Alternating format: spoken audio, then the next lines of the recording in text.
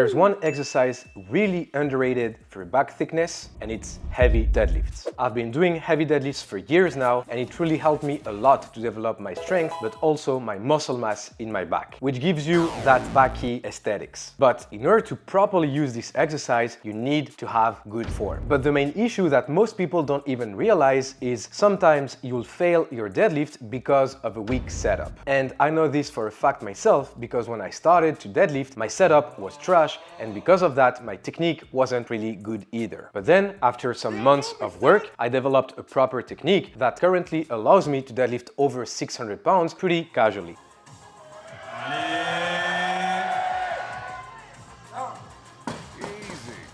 And in today's video, I'll be sharing with you how I set up for my deadlifts in 6 easy steps. If you follow each step properly, the deadlift won't have any more secrets for you, and you'll be able to crush big weights and finally develop a good, strong back. So without further ado, let's see together how you can create a strong deadlift setup in 6 easy steps.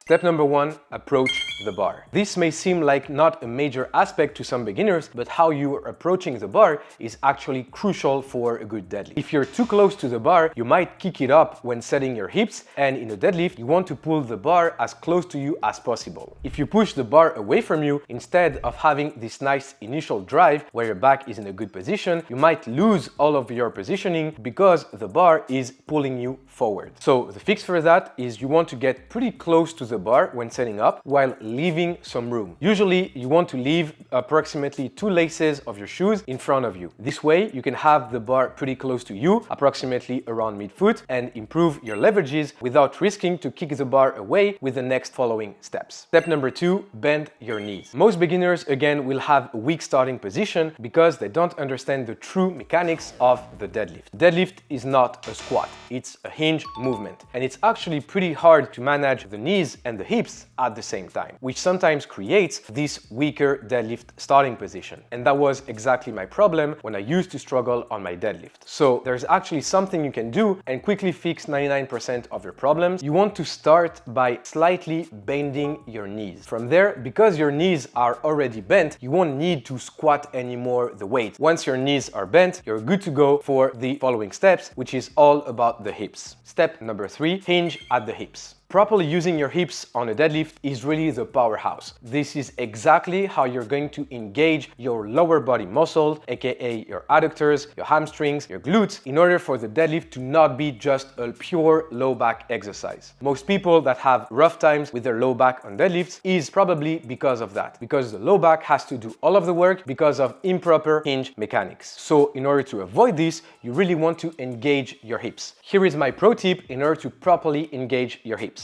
Take your fingers, put them at your hips level, and from there you want to slightly push them back. This should create a nice tension in your posterior chain, so like I said, glutes, adductors, hamstrings, and that's exactly the feeling you want to have on the deadlift. This means your lower body is activated and ready to produce a lot of force, which is, like I said, very good in order for the deadlift to not be just a pure low back exercise. Step number 4, long arms and reach for the bar. Now that the lower body is set up, the upper body becomes the next thing to set. Another beginner mistake is to shrug in order to engage the back muscles. In reality, shrugging will not engage your back in its entirety, it will simply engage your upper traps, which isn't really the key muscle for heavy deadlifts. For a good deadlift, you want to engage your lats, your mid traps, your rhomboids, all of those muscles. In order to do so, imagine you're at the bottom of the vertical row machine. When you're at the bottom, pretty much all of the muscles in your back are activated, and that's exactly the kind of feeling that you're looking for when you're setting up for your deadlift. So you want to lengthen your arms as much as possible and close the space between your armpits and your triceps. By doing so, all of the back muscles are engaged, and now you're in a very good spot for a good deadlift. Now that your back is engaged, you want to reach for the bar by descending into your hips. Again, remember, the deadlift is not a squat, so if in this position you're simply squatting the weight down, you're actually destroying the previous steps. So make sure you're descending into your hips. Once again, one very good cue is that you should feel a lot of good stretch, a lot of good tension in your posterior chain. Step number 5, pull the slack out of the bar. Once you're there, the deadlift setup is almost complete and it's time to actually lift the weight.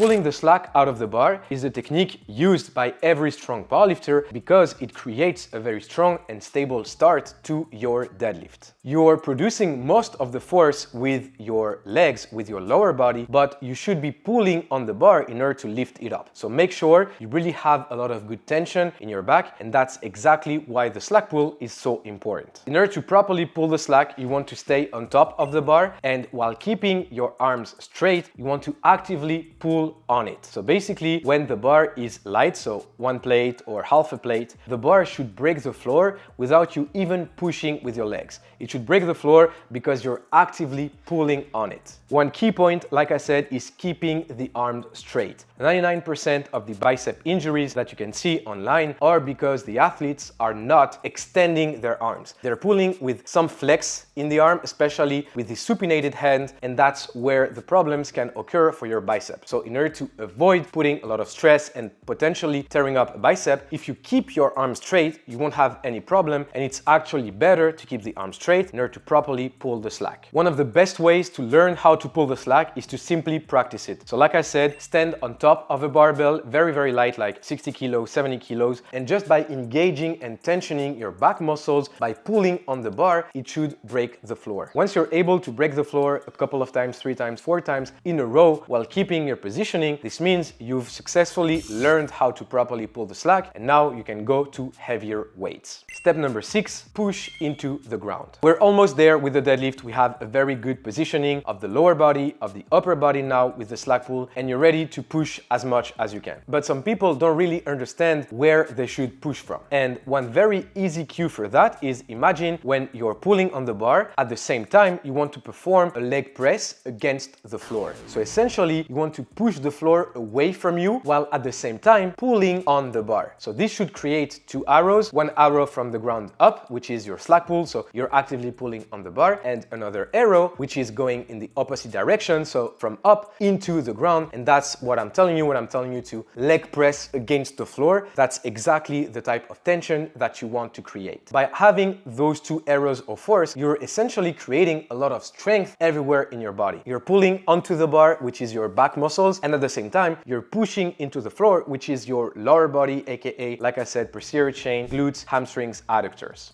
Keep in mind that there's actually a question of timing. You should slightly pull onto the bar and then push with your legs. Sometimes people will push with their legs, but they're not actively pulling on the bar, and that's why sometimes you get pulled out of position. So in order for that not to happen, make sure you're pulling on the bar like a millisecond prior to pushing into the ground with your legs, and that's how you're going to have a very good deadlift with a strong setup.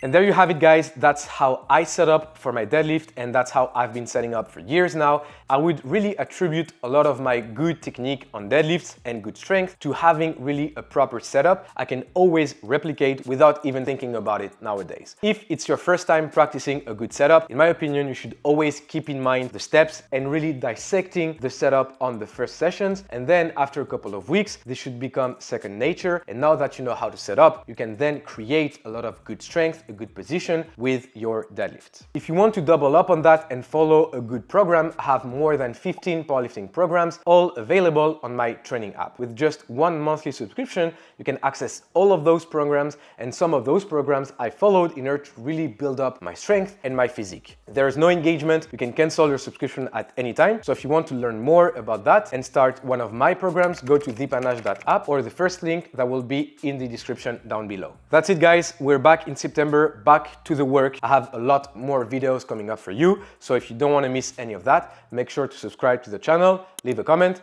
and I'll catch you guys in the next one. This here, my boys, we're lifting some heavy weights. See you.